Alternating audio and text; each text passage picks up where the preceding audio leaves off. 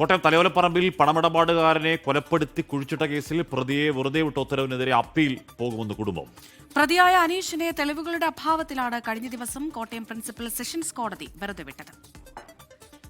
അടുത്ത് തന്നെ അത് ഫൈനലൈസ് ചെയ്തിട്ട് ചിലപ്പം അപ്പീലിന് പോകാനായിട്ടാണ് ഞങ്ങൾ സാധ്യത. തെളിവുകളൊന്നും ഇല്ലായിരുന്നു എന്നിരുന്നാലും പ്രതിയെ ഇപ്പം വിട്ടയച്ചത് തന്നെ ഞങ്ങൾക്ക് വളരെ ബുദ്ധിമുട്ടുണ്ട്. ഇത്രയും കാലയളവ് എന്ന് വെച്ചാൽ ഇങ്ങനെ ഒരു തെളിവ് കണ്ടെത്തി ഇത്രയും കാര്യങ്ങൾ നടന്നിട്ട് ഇപ്പം 10 വർഷത്തോളമായി. ഇപ്പോഴാണ് വിധി വന്നത്. ഓരോ അന്വേഷണ ഉദ്യോഗസ്ഥരാണേലും പബ്ലിക് പ്രോസിക്യൂട്ടേഴ്സ് ആണേലും ജഡ്ജാണേലും മാറി മാറി വന്നത് ഈ കേസിനെ നെഗറ്റീവായിട്ട് ബാധിച്ചിരിക്കുന്നതാണ് എന്നാണ് ഞാൻ മനസ്സിലാക്കിയിരിക്കുന്നത്. ടോബി ജോൺസൺ വിവരങ്ങൾ വച്ചിരുന്നു. ടോബി, തെളിവുകളുടെ അഭാവത്തിലാണ് ആ വെറുതെ വിടലെന്ന് കുടുംബത്തിന് അത്ര ഉറപ്പുണ്ടോ?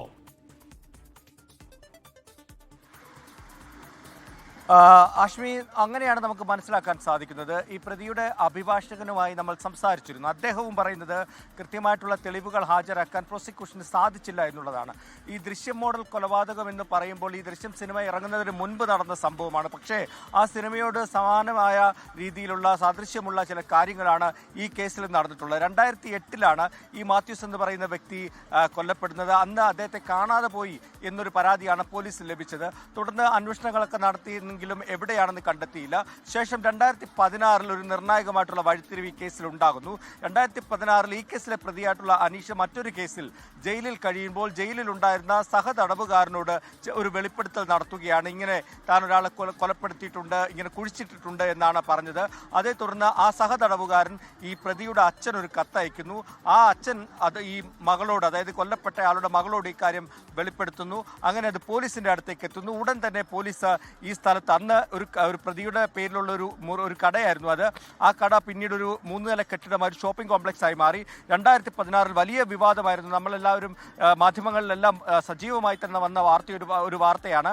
ആ കെട്ടിടത്തിന്റെ ഉള്ളിൽ കുഴിയെടുത്ത് പരിശോധിച്ചപ്പോഴാണ് അവിടെ നിന്നും ഈ കൊല്ലപ്പെട്ട മാത്യൂസിന്റെ മൃതശരീര അവശിഷ്ടങ്ങൾ ലഭിക്കുന്നത്. അത് DNA പരിശോധനയിൽ പോസിറ്റീവാകുകയും ചെയ്തതോടുകൂടിയാണ് വിചാരണ അടക്കമുള്ള അറസ്റ്റ് അടക്കമുള്ള നടപടിയിലേക്ക് കടക്കുന്നത്. ശേഷം 10 വർഷം നീണ്ട വിചാരണ കാലയളവായിരുന്നു. അങ്ങനെയാണ് കഴിഞ്ഞ ദിവസം കോടതി ഇതുമായി ബന്ധപ്പെട്ടൊരു വിധി പറയുന്നത്.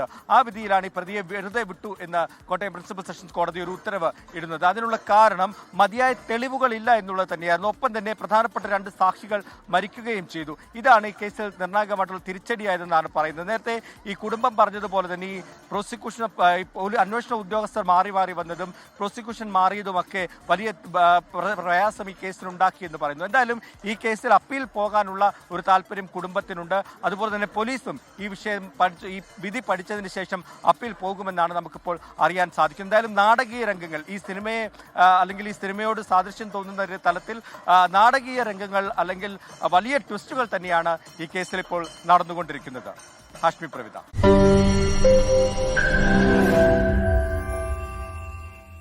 ലോകത്തെവിടെയായാലും ഏത് സമയത്തും 24 വാർത്തകളും ഓഗ്മെന്റഡ് റിയാലിറ്റി പാക്കേജുകളും എക്സ്പ്ലെയിനറുകളും വിശദമായി കാണാൻ ഞങ്ങളുടെ യൂട്യൂബ് ചാനൽ നിങ്ങൾക്ക് സബ്സ്ക്രൈബ് ചെയ്യാം.